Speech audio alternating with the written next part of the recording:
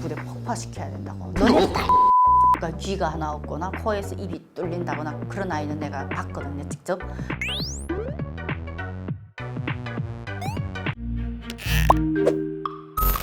안녕하세요. 탈북 여군 자격 김정아입니다. 저는 북한에서 17살에 입대해서 병사생활 3년, 군사대학 1년, 장교생활 3년, 한계 여단 무기 탄약고를 관리하는 모의대장 직책 3년 해서 군 종사만 10년을 했던 사람입니다.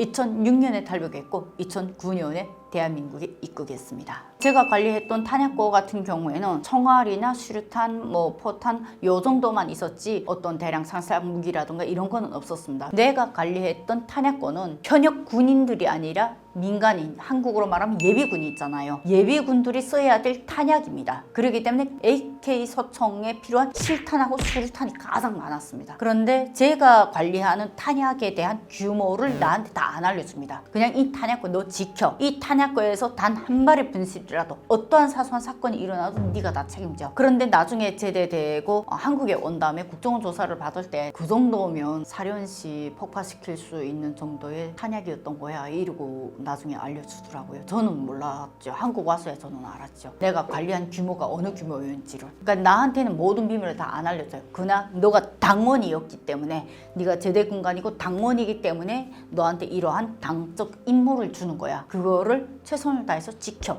해서 나는 철저하게 군 무기 탄약고에 대한 경계 군무만 100% 내가 지는 거죠. 그런데 실제 탄약고 열쇠나 이런 거는 병기 참모가 따로 있고 병기 창고장이 따로 있어요. 병기 참모는 장교고 병기 창고장은 하사관이에요. 이 두 명밖에 없어요. 이 두 명은 여기 들어와서 수량 있잖아요. 수량 통계하고 입출고하고 그 다음에 그 수량에 분실된 저게 있는가 이거를 관리하는 사람들인 거죠. 그리고 나는 경계 근무해서 이 세 사람이 가장 중심이 돼서 이 무기 탄약고를 관리를 하는 겁니다. 1996년도에 한국하고 북한이 경수로를 건설하기로 했던 그 지역에서 내가 군사복무를 했어요. 거기에 그 방사능 문제가 상당히 많이 왔고 거기에서 뭐가 생산되나 핵 원료로 들어가는 흑연이 거기서 생산되는 곳이에요. 저희 부대 같은 경우에는 금호지구였는데 금호지구에서 강산리 위성으로 보게 되면 강산리 무럼이라는 게 있고 석훈 무럼이라는 게 있어요. 그 가운데 바로 우리 부대가 있었고 무럼이라는 게 어떤 뜻이냐면 산에서 내려오는 물이 바다하고 합치는 구간이에요. 그 강산리 무럼에는 생명체가 단 한 마리도 안 살아요. 그리고 석훈 무럼 같은 경우에는 까막 쪽에나 붕어들이 살아요. 바다고기도 들어오면 거기서 살아요. 우리 부대가 요 딱 중심에 있고 이 양쪽이 그냥 딱 이 높이로 강산리 무럼, 석훈 무럼 이렇게 두 개가 있었는데 저희 중대가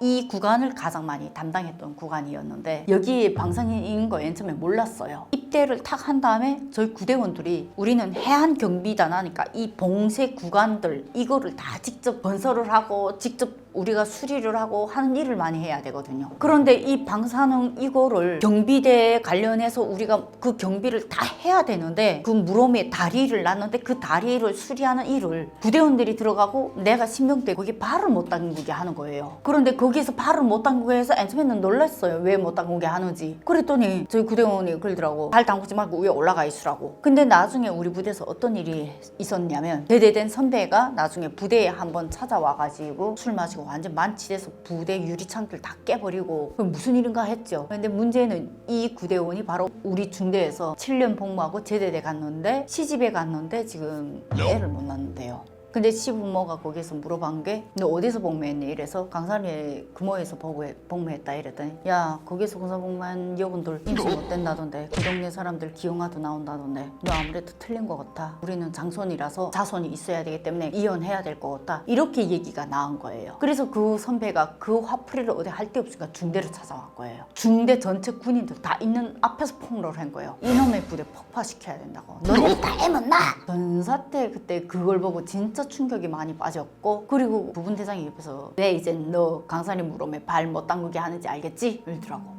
그럼 나도 여기서 오래 복무하게 되면 나도 이제 저렇게 되나요? 이랬더니 몰라 두고 봐야지. 근데 나중에 94년도 4.25를 맞으면서 김정일이가 뭔 지시를 내렸냐면 여군 부대들 해안경비대, 해안포 이런 여군 부대들의 여성들이 건강상 문제 때문에 생리를 못한다고 하는데 생리하는 숫자가 얼마나 되는지를 한번 파악을 해라 지시를 내렸어요. 근데 우리 중대는 한 개 소대가 30명 정도 구성으로 해서 세 개 소대가 90명 거기에다 중대본부 지휘관들까지 합하면 한 120명 정도 구성인데 이 120명 중에 남자가 한 3명 내지 경리까지 하면 5명 손가락이에요. 그리고 나머지 100% 여자인데 이 100% 여자인 중에 생리를 하는 게 90%가 생리를 못하는 거예요. 특히 우리 중대가 더 심했던 거예요. 그 방사능 때문에. 그러니까 알게 모르게 우리가 그 지역에서 사는 것만으로도 그 지역에 주둔하고 있는 것만으로도 우리한테는 엄청난 충격을 준 거죠. 대체로 방사능이 노출된 그 지역에서 사는 북한 주민들 같은 경우에는 아이들이 일단 출생을 할 때 기형아들이 나오는 걸로 많이 들었어요. 그러니까 귀가 하나 없거나 코에서 입이 뚫린다거나 그런 아이는 내가 봤거든요, 직접.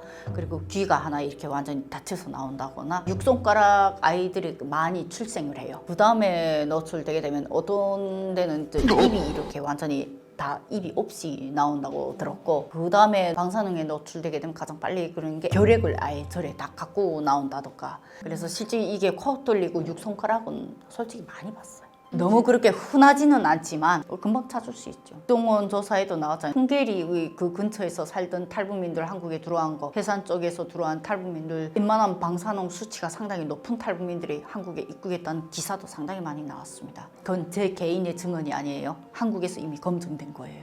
대책을 내놓는다던가 그런 건 없어요? 없죠. 뭔 대책을 내나요? 그 사람들 같은 경우에는 오히려 평양 출입이나 이런 거 일체할 수 없다 이렇게 막아버리는 거죠. 풍계리 배감 이쪽에 북한 주민들은 한때 평양 출입 자체를 원천 차단을 했다는 기사도 많이 나왔어요. 핵은 실제 사용하는 무기보다 정치적 무기지 않나요? 핵을 갖고 있는 순간 본인은 안전할지 몰라도 핵을 쏘는 순간 본인이 죽는다는 건 그 자신이 더 잘 알 거예요. 핵을 쏘는 순간 김정은이나 북한 정권 같은 경우에는 이제는 더는 우리가 갈 길이 없다. 이젠 그냥 잡혀가자 라는 그 순간에 그걸 쏠 수는 있어요. 그러나 독재자들은 무엇보다도 본인의 생명을 더 소중히 여깁니다. 카다피 봤잖아요. 마지막까지 살기 위해서 어디까지 도망쳤어요. 그런 상황을 봤을 때 북한의 핵무기는 사용을 하는 무기보다도 협상용, 정치용 이러한 정치적인 무기일 뿐이지 실제 그 핵을 누르는 순간 전 세계 핵이 다 북한으로 쏟아 터지겠는데 지들이 그거 감당하냐고. 그건 절대로 감당 못하는 거죠. 핵 같은 문제는 솔직히 군사적인 부분에서 실제 사용보다는 상당히 협상용 정치용으로 사용될 가능성은 높다. 그래서 북한은 지금 현재 그 핵이라는 카드를 쥐고 이거를 어떻게 쓸 것인가를 고민을 하고 계속 미국하고 협상도 하고 한국하고도 정상회담 부분 끌어내고 하자고 하는데 본인들도 양보할 건 양보해야 이 협상이 이루어진다는 걸 저 사람들은 판단을 안 하는 거죠. 오직 자기들이 원하는 것만 이루겠다라는 그러한 욕심들이 지금 현재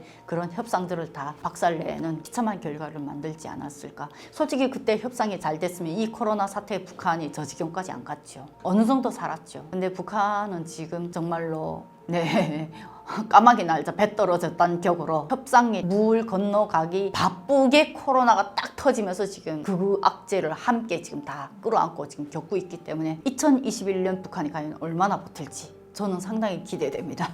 어찌 보면 운명의 갈림길이 되지 않을까요?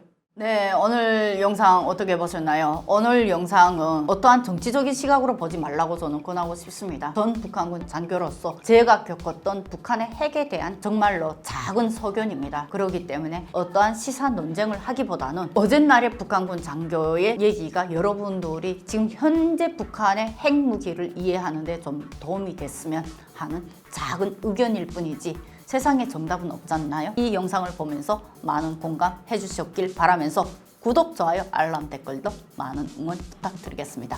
탈북 요군장교 김정아TV와 보다 채널 많은 응원 부탁드리겠습니다. 감사합니다. 충성!